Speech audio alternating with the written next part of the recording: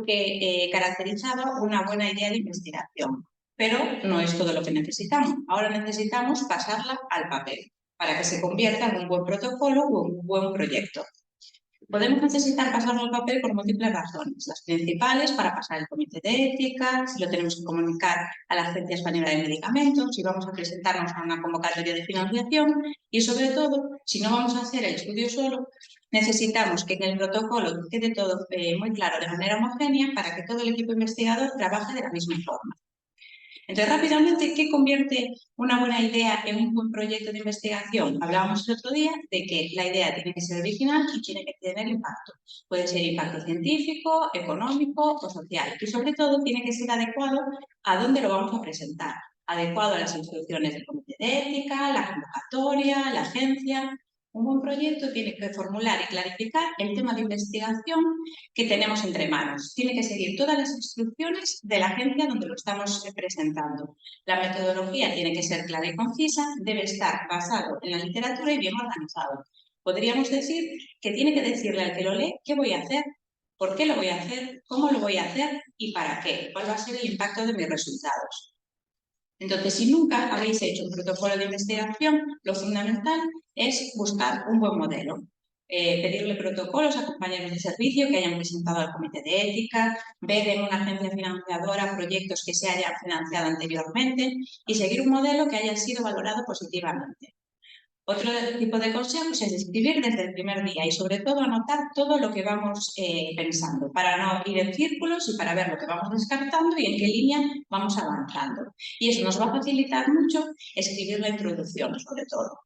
Si hay una fecha límite, nunca esperar al último momento. Por ejemplo, el comité de ética se reúne el día 20 de cada mes y evalúa todo lo que se manda antes del 5, por lo que es importante no dejarlo para el último momento. Y lo mismo en las convocatorias. Y, sobre todo, tener muy claro si necesitamos financiación o no y cuál va a ser nuestro equipo. Definirlo y hablar con ellos cuanto antes.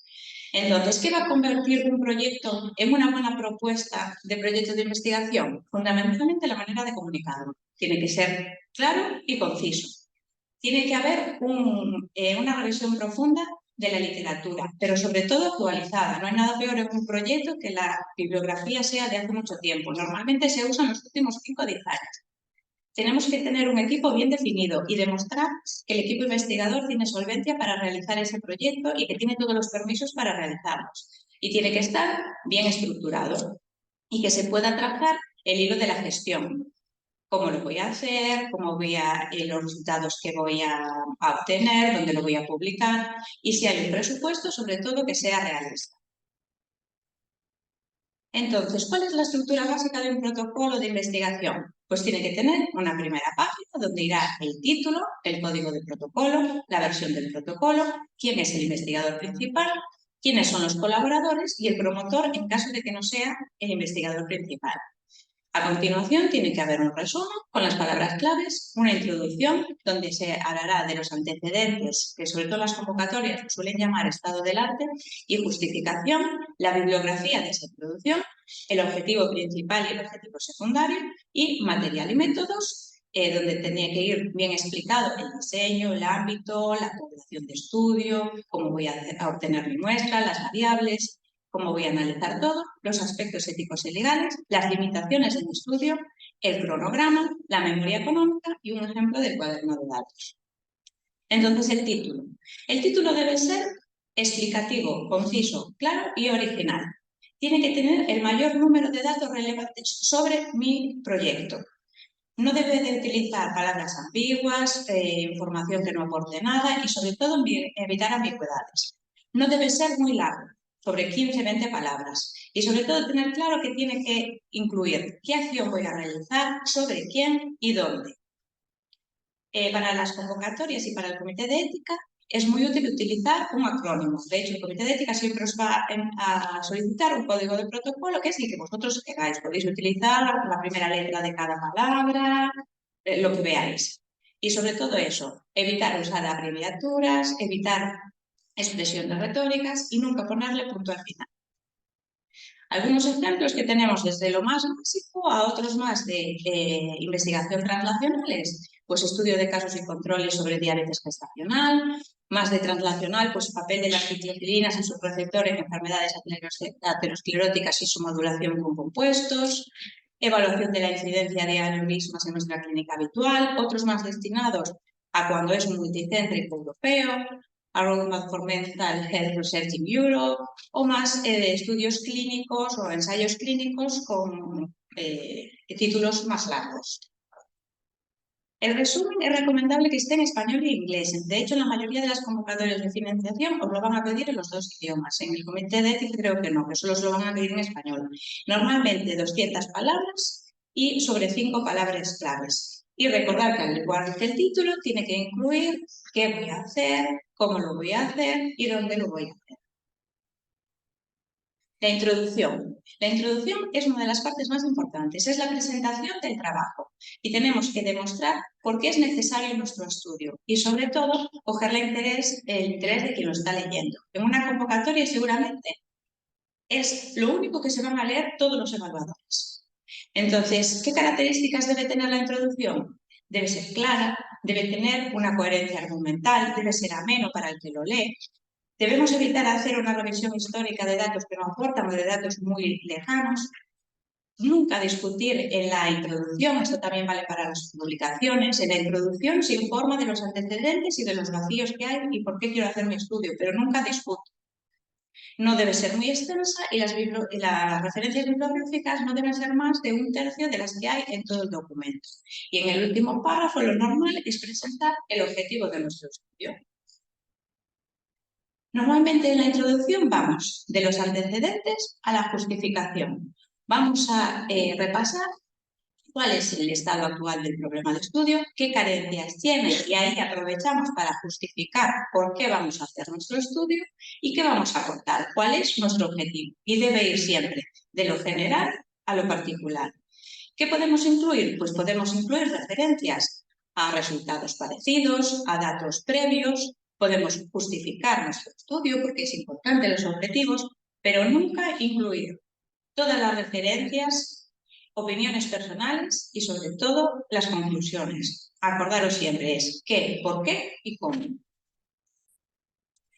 El siguiente paso de nuestro protocolo sería el objetivo principal. El objetivo principal es el eje para todo nuestro proyecto. Es la acción para dar la respuesta a nuestra pregunta de investigación y debe incluir la población de estudio, la intervención que vamos a hacer y esta intervención siempre en infinitivo, los objetivos siempre en infinitivo y el resultado que pretendemos medir.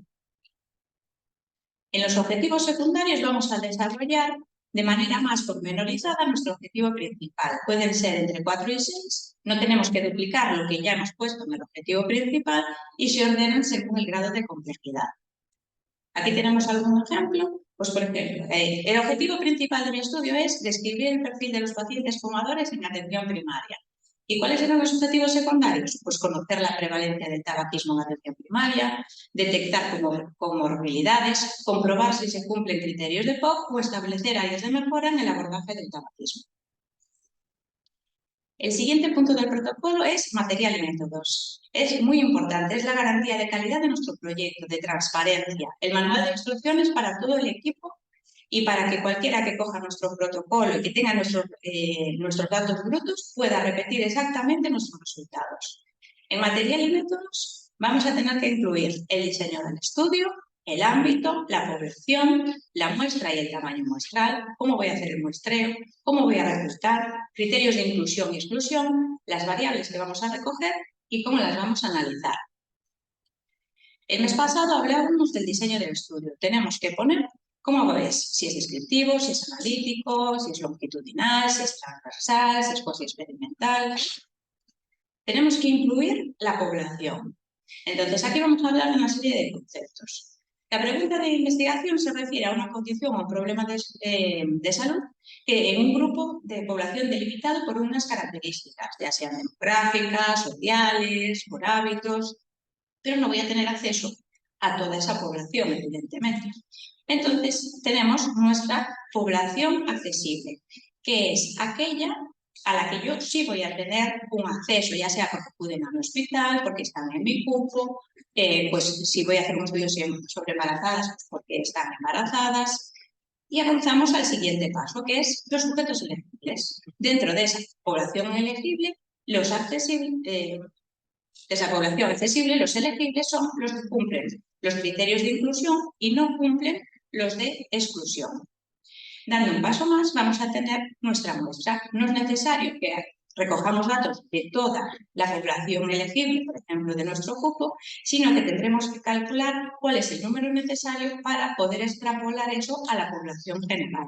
Y esto se hace a través del tamaño muestral, que vamos a ver ahora cómo lo vamos a definir.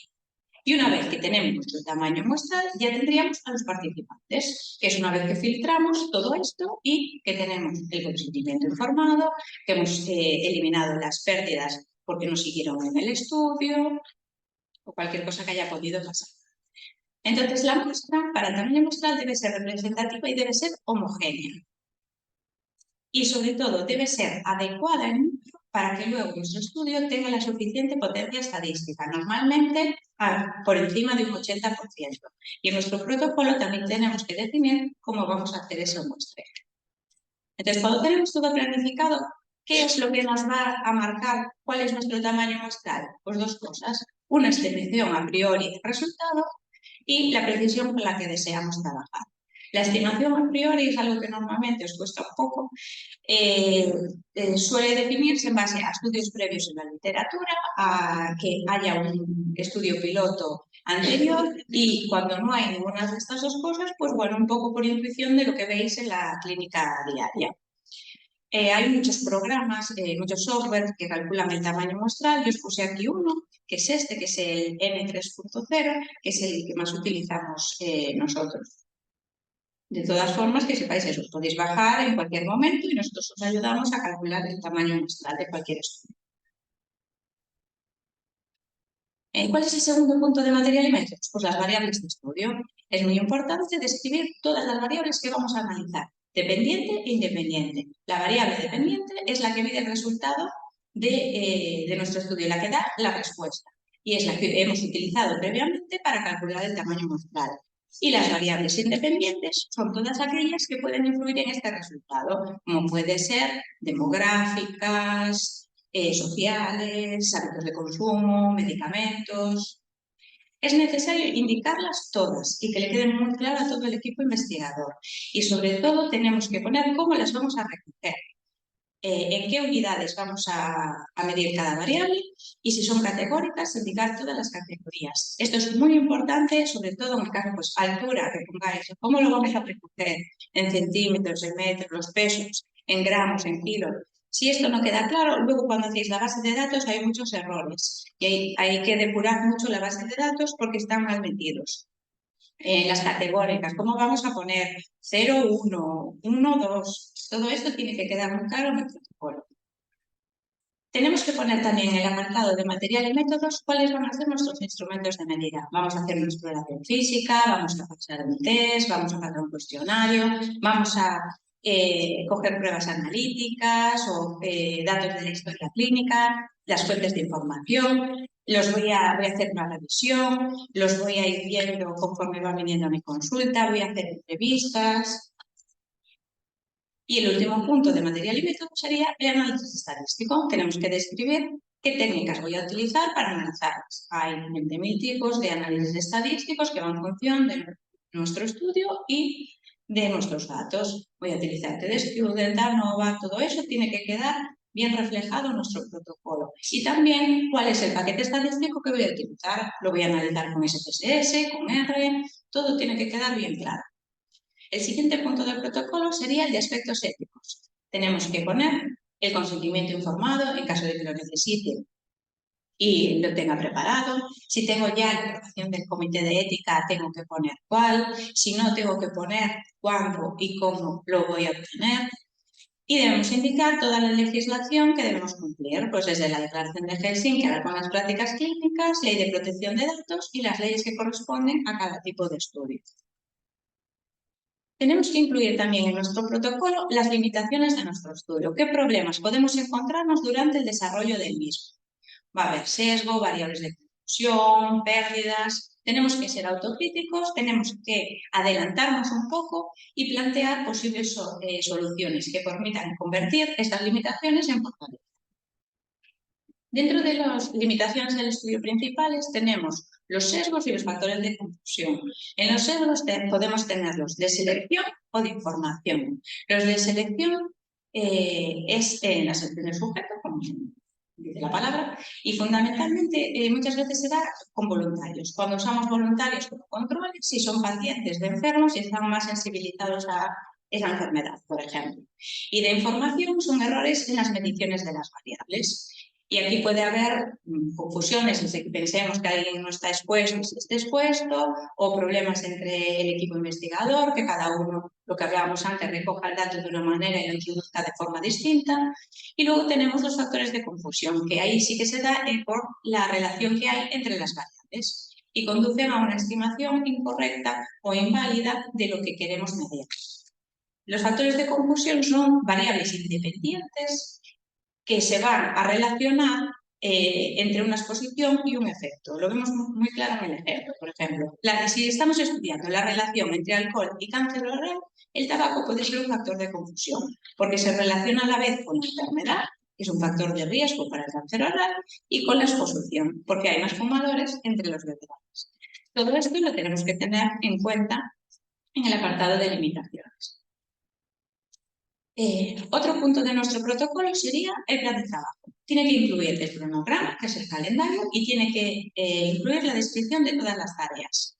En las tareas tiene que quedar muy claro cómo las voy a organizar, cómo se van a repartir, quién va a hacer la revisión bibliográfica, quién va a recoger los datos, quién va a hacer el análisis estadístico, quién realizará cada cosa, previsión de fechas y la duración total del estudio. En las convocatorias de financiación, normalmente, aparte de esto, nos van a pedir que incluyamos un plan de trabajo, que es un poco más pormenorizado. Entonces, en el plan de trabajo, que lo suelen llamar paquetes de trabajo, siempre nos van a pedir que pongamos el hito, que es el objetivo de cada tarea en secreto, quién es el encargado, el entregable o el punto final, y esto es porque normalmente la financiación nos la van a dar en base a los objetivos que vayamos consiguiendo y la duración. Bueno, aquí os puse un ejemplo de uno, pero puede ser de muchas maneras en función del estudio. Y este sería un cronograma más sencillo de un protocolo más básico. Este va en función de colores, le damos un color al investigador principal, otro pues a unos expertos, el grupo clínico, y va un poco pues marcando aquí todas las etapas de nuestro estudio y aquí diferenciando por meses, un año y otro año. Pero lo podéis hacer como vosotros queráis. Pero tiene que quedar muy claro la duración total, la duración individual de cada tarea y quién lo va a hacer. Tenemos que dejar también claro en nuestro protocolo el equipo investigador. Entonces, el equipo investigador cada vez más lo que se busca es que sea multidisciplinar. Tenemos que definir muy bien las tareas. En el caso del comité de ética hay que mandar un currículum del investigador principal que vale cualquier modelo. En el caso de convocatorias de financiación vamos a tener que entregar el CV del investigador principal, pero también de los colaboradores. ¿Cuál es el formato más empleado en las convocatorias? Sin duda, el CVN del CECIT, que es este que os presento aquí. Bueno, aquí tenéis la página para que le echéis un vistazo. Os recomiendo que entréis y que lo vayáis haciendo poco a poco. Al principio parece difícil, pero no lo es para nada. Aquí os registraríais y luego veríais esto en la parte de arriba. Entonces aquí, si le vais dando a la pestaña en verde, os van apareciendo abajo todas las pestañas para introducir todos vuestros datos. Iría desde datos de identificación, situación profesional, formación académica, actividad docente, experiencia científica y tecnológica, actividad científica y actividad en el campo de la sanidad. Cualquier cosa que de primeras no veáis, si le dais a la pestaña verde os va a salir un más y podéis introducir.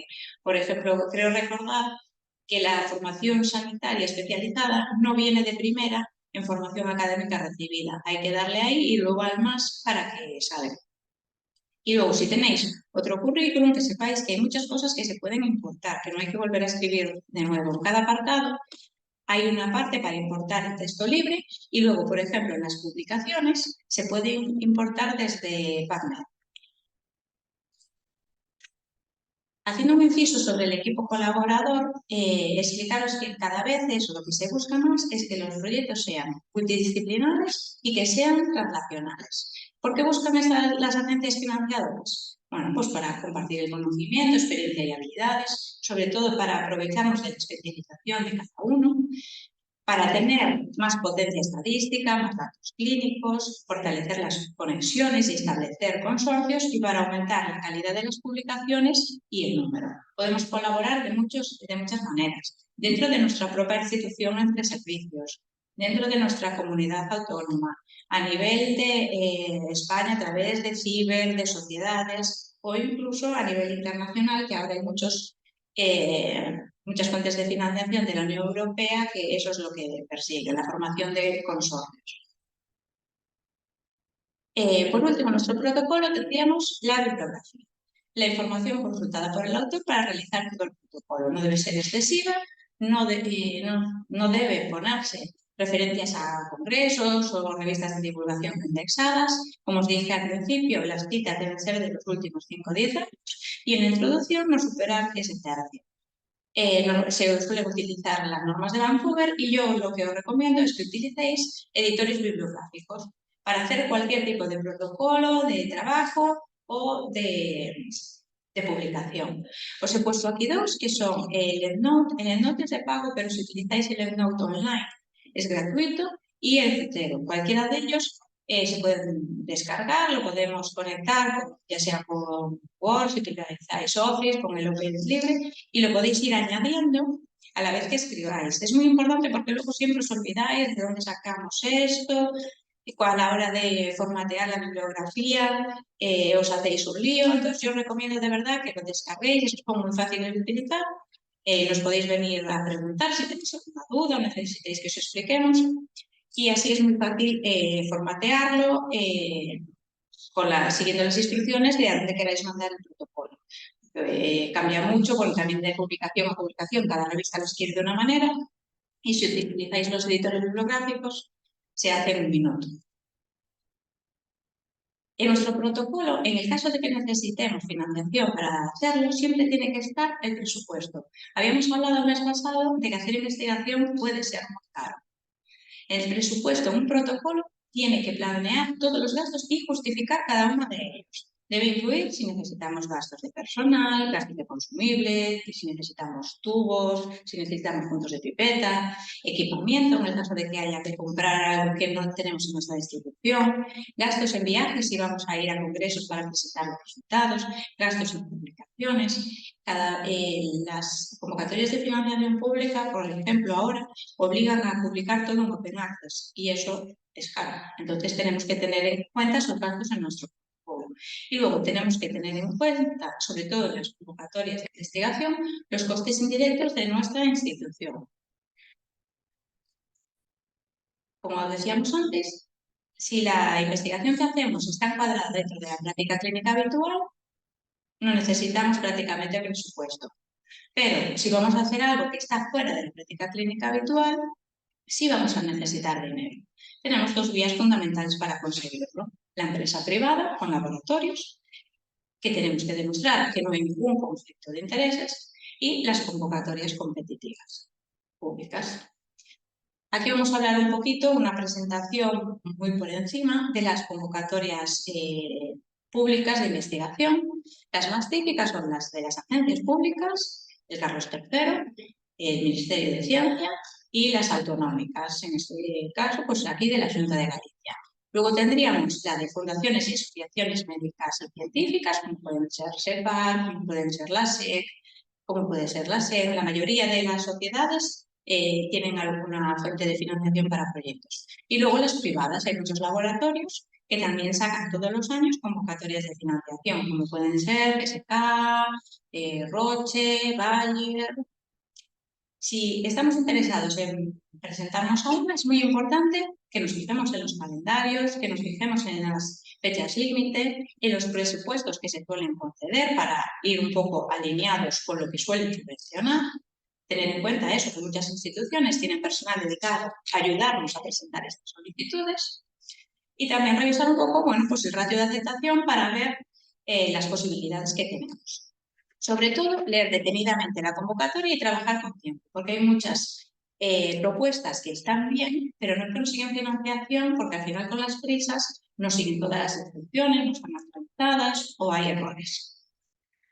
Entonces, dentro de las convocatorias autonómicas principales que tenemos, pues en la Junta de Galicia tenemos el programa Principia, que es de recursos humanos, fundamentalmente, el programa Inicia, que es de transferencia, el de consolidación y estructuración de unidades de investigación, que no es para un proyecto en concreto, sino más bien para asentar un grupo. Y luego tenemos las unidades mixtas y Conecta PM, que es para colaborar con la industria privada. Dentro de las nacionales tenemos retos de la sociedad, que es la de Minejo, que tradicionalmente ha estado más orientado a universidades, aunque los hospitales también pueden presentarse. Luego, la AES del Carlos III, y lo que decíamos antes, convocatorias de sociedades, fundaciones, asociaciones, y dentro de las europeas tenemos las de consorcios, que son Interreg, POCTEC y SUDOE. Estas, solo para que os suene, son para hacer consorcios, son muy interesantes porque no son tan difíciles como otras como pueden ser POST y Marie Curie y están orientadas pues unas en función del Atlántico para colaboraciones entre Portugal, España y Francia, otras son en el Mediterráneo para que colaboren pues España, Francia, Italia y Grecia, solo porque os suenen un poco. Nos vamos a centrar un poco en ver más pormenorizadamente la acción estratégica de salud del Carlos III, que es a la que más se suele presentar los hospitales. Entonces, el Carlos III tiene dos líneas. La actuación para desarrollar, atraer y retener talento, que sería la de recursos humanos, y luego la actuación para impulsar la investigación y la transferencia, que sería la de proyectos. Entonces, dentro de la de recursos humanos, tienen todas estas figuras. Vamos a hablar sobre un poco las que serían más interesantes para vosotros. Teníamos, por un lado, los contratos PFIS. Son contratos predoctorales para realizar la tesis doctoral. Estos no son exclusivos para formación sanitaria especializada. Se puede presentar, por supuesto, un enfermero, un médico, pero también se puede presentar un veterinario, un ingeniero o un bioquímico. Es para hacer la tesis doctoral en ciencias de la salud. Hay que estar matriculado o admitido en un programa de doctorado y el jefe con el que nos presentemos tiene que tener un proyecto financiado por el Carlos III el año anterior. Entonces, imaginaros, si aquí este año dieran un proyecto en neumología, el año que viene, con neumología, se podría presentar una de estas convocatorias. Luego tenemos el contrato Río Ortega. Esta sí que ya solo es para gente que esté en el último año o que haya terminado el año anterior la formación sanitaria especializada. Y es un programa para introducirse a la investigación. No tiene que estar estrictamente vinculado a realizar la tesis, aunque la mayoría de la gente que tiene el contrato Río Ortega suele aprovechar para hacerlo. Y esta figura sí que es simultáneo con la actividad asistencial. El Carlos III financiaría el 100% de la seguridad social y financiaría hasta estos importes, en el caso, creo recordar que esto es para médicos y esto para enfermería. Los farmacéuticos creo que también van aquí. Pero no quiere decir que luego la institución que sea, pues en este caso reservas, completara el salario. Y duran 2 años. A continuación de este tendríamos otro programa que es el Juan Rodés. El Juan Rodés también es para facultativos y también es para hacer de manera simultánea actividad asistencial y actividad investigadora.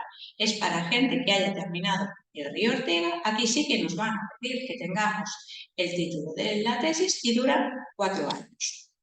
Y también financian el 100%. Luego tenemos otras dos figuras que son aquí sí que solamente de investigación para gente que ya no le interesa la actividad asistencial y que se quiera centrar en hacer investigación en un entorno como el nuestro, que serían los contratos Sara Borrell, que duran 3 años, son postdoctorales pero de inicio, y ya los contratos Miguel Servet, que sería para contratar un perfil de excelencia. Dentro de la actuación para impulsar la investigación, tenemos los proyectos de I+D+I. Dentro de estos hay que tener en cuenta que el 20% siempre van a estar destinados a investigadores principales con tareas asistenciales. Entonces, aunque se pueda presentar gente que no es asistencial, un 20% siempre va a estar reservado para este perfil. Y aquí recalcar una cosa, que los investigadores principales para el Carlos III, bueno, para la Xunta y para el Ministerio, a la hora de solicitar un proyecto de investigación, tienen que ser doctores. Entonces, si no tenemos el doctorado, no podemos presentarnos como investigador principal a los proyectos de I+D del Carlos III. En el subprograma estatal de transferencia ya no pasa eso. Ahí sí que podemos, aunque no tengamos la tesis doctoral, sí que podemos presentarnos. Dentro de la parte de transferencia tenemos el proyecto de desarrollo tecnológico en salud, los proyectos de investigación clínica independiente. Estos son muy interesantes si se quiere poner en marcha un ensayo clínico, potencian los de fase 2 y 3, pero se puede presentar cualquiera. Y luego la incorporación de nuevos grupos a los CIBER, a los distintos consorcios que tienen funcionamiento el Carlos III. Aquí os he dejado la página web por si queréis, es bastante intuitiva, entrar y ver todo lo que financia el Carlos III en cuanto a investigación sanitaria. Os voy a presentar otra serie de páginas donde también podéis un poco, si os interesa y tenéis tiempo, pues un poco donde podéis ver qué tipo de convocatorias hay, consorcios que buscan gente para unirse, a nivel de convocatorias públicas sobre todo. Aquí tenemos el Eurases, esta es sobre todo para buscar consorcios a nivel europeo. Aquí os he puesto también el portal de investigación de IAFIS, que no sé si lo conocéis. En esta página podéis acceder a todos los investigadores por áreas sanitarias y ver pues toda la publicación, las publicaciones que tienen y la investigación que se está desarrollando en cada área sanitaria. Espero que en el futuro también pongan un buscador de convocatorias. Os he puesto estos dos buscadores de convocatorias, que también son este de aquí, que se investiga más, que a mí me gusta mucho, es de la Junta de Andalucía, y este de aquí es el de Puerta del Diablo. Entonces, estos sí que son muy interesantes porque aparte de buscar, o sea, de que os aparezcan las convocatorias públicas, os salen todas esas convocatorias privadas que son más accesibles para conseguir una primera convocatoria de las sociedades, fundaciones, muchas también son pues, de asociaciones de pacientes, de laboratorios, y se puede filtrar incluso por el tipo de, bueno, pues por el área, ¿sabes? Pues del digestivo o de cualquier enfermedad en concreto. Y os ponen muy claramente por los plazos que tenéis y todas las instrucciones. Si al final os animáis alguna vez a solicitar una convocatoria, unos consejos serían sobre todo eso. En el caso de que haya un modelo, descargarlo cuanto antes. Tenéis que tener muy claro cuanto antes qué es lo que piden y trabajar sobre él siempre. Y si vais a tener un equipo investigador, compartirlo con ellos y repartir las tareas. Todo el mundo tiene que aportar. Y lo que decíamos antes, el calendario, ver las fechas, ir poniendo reuniones y que haya una buena coordinación. ¿Cuáles son los principales errores que se encuentran en un protocolo o en una convocatoria? Pues os dejo esto un poco para que podáis revisar. Pues que el objetivo no concuerda con el título ni con la hipótesis, que el diseño esté mal definido, que revisar la literatura en la metodología. En la metodología no suele ponerse revisiones bibliográficas, el tamaño muestral, que no es correcto, que no está recogido, que pongamos que vamos a recoger datos a los que no tenemos acceso ni vayamos a explicar cómo vamos a acceder a ellos, los cuestionarios y los consentimientos que no sean válidos, que no tengamos en cuenta las pérdidas ni los sesgos, que estemos recogiendo demasiadas variables dependientes, los factores de confusión de los que hablábamos antes. Si es muy complejo, os van a pedir que haya un estudio piloto previo. En el caso de que pongáis presupuesto, que el presupuesto sea demasiado elevado, que no esté justificado, o que se soliciten cosas fuera de lo normal. Si vais a plantear la contratación de servicios, que no esté claro, que no haya un conflicto de interés. Y aquí es como un poquito también a modo de resumen en qué se fijan los evaluadores para analizar un proyecto. Evalúan por un lado el equipo y por otro lado el proyecto. Dentro del equipo, ¿qué es lo que miran? El IP y colaboradores, si tienen un historial previo, qué tipo de publicaciones tienen, sobre todo si tienen solvencia para realizar lo que nos dicen que van a hacer. Dentro del proyecto, ¿en qué se fijan? En la calidad, la viabilidad, el impacto y el presupuesto. La calidad Se fijan la hipótesis, la novedad, la claridad, la concreción y sobre todo la adecuación metodológica. Aquí, como inciso en la adecuación metodológica, normalmente los evaluadores siguen esta guía, que es la de la Agencia Nacional de Evaluación. Entonces, un poco lo que van a hacer con nuestro protocolo es irse fijando en la metodología cómo vamos a hacer todo esto cuando tenemos pacientes. Cómo vamos a seleccionar, cómo vamos a hacer el muestreo, el tamaño muestral, el diseño, las variables, y van a ir viendo y marcando puntos en función de si lo hemos hecho de manera óptima, intermedia o mínima.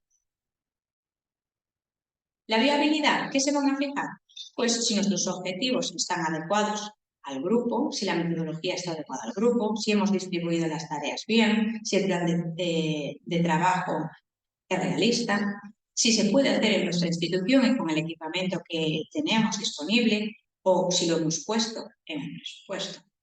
El impacto, lo que hablábamos al principio, el impacto puede ser social, puede ser a nivel de investigación, puede ser impacto para el Sistema Nacional de Salud. Se fijan mucho en si de nuestro proyecto va a haber como resultado publicaciones de calidad y si, sobre todo en el tipo de proyectos de Carlos III, si vamos a ayudar a que el personal se forme.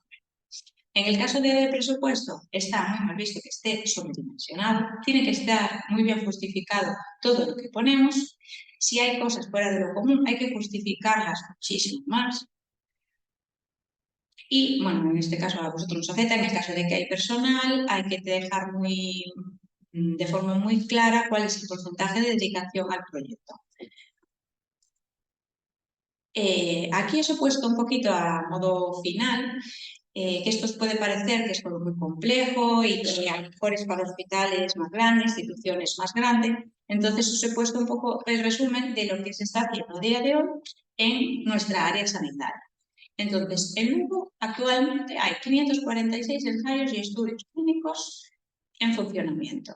De estos 546, 192 son ensayos y 354 son estudios de investigación.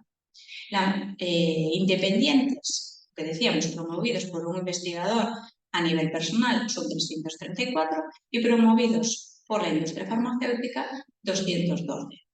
De la industria farmacéutica, como podéis ver, la mayoría son ensayos clínicos, que es al contrario de lo que pasa en la investigación independiente, donde la mayoría de lo que promueve un investigador son estudios. El año pasado se firmaron 101 ensayos y estudios clínicos en esta área sanitaria. Se firmaron 39 ensayos clínicos y 62 estudios. Los ensayos clínicos fueron casi todos en fase 2 y fase 3. Y los estudios fueron casi todos estudios de investigación biomédica y estudios observacionales con medicamentos. Podéis pensar que a lo mejor casi todo eso es lo que hace oncología, que es lo que se suele pensar. Y aquí os he puesto de todos los estudios que se firmaron el año pasado, todos los servicios que firmaron un estudio. Y podéis ver que sí, efectivamente, oncología fue quien más estudios firmó, fundamentalmente por los ensayos clínicos, pero podéis ver que tenemos muchísimos más servicios que participan. Por ejemplo, digestivo con 8, tenemos nefrología con 7, tenemos cardiología con 11, pero por ejemplo, fijaros que tenemos atención primaria, firmó 6, tantos como hematología. Por eso os animo que da igual un poco el servicio en el que estéis, en esta área sanitaria todos los servicios hacen investigación. En el caso de las convocatorias públicas, pues os pongo aquí un poco el resumen de lo que hemos hecho en los últimos 5 años. A nivel del Carlos III hemos tenido estos proyectos que van desde cardiología, atención primaria, este es de oncología transnacional, de nanoproteómica, neumología y autonómicos. Tenemos uno de cardiología y otro de oncología, de nanoproteómica. Que recordéis lo que os decía el mes pasado, que todos los centros tienen personal para ayudaros en el apoyo metodológico, estadístico, para solicitar el comité de ética, para solicitar convocatorias públicas y privadas. En el caso de esta área sanitaria, que estamos aquí en el ULA, en la primera planta, justo antes de hospitalización de pediatría, y que podéis venir a hablar con Andrés y conmigo cuando queráis. Sobre todo eso, que siempre hay una primera vez para las convocatorias de financiación, que hay algunas que son mucho más accesibles, no penséis que es todo para gente que tenga un currículum enorme.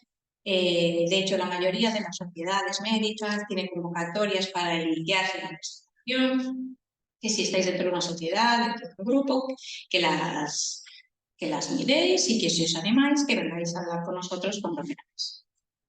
Y ya estaría.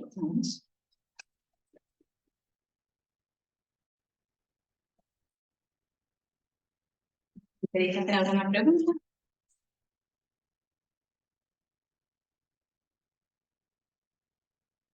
Es un comentario. Bueno, felicitarte porque yo creo que ha sido un mensaje muy bueno. Y le digo a todo el mundo que hay una opción que hasta ahora no se valora mucho en esta área y que hay la posibilidad de ir de oyente a las reuniones del comité de ética. Y el ir de oyente te ayuda a ver cómo se evalúan otros. Y viendo cómo se evalúan otros, te ayuda a hacerlo mejor. Entonces, obviamente solamente puede ser uno en cada sesión, pero hay una vez de animaros a esto, ¿no? Porque es interesado que me lo diga.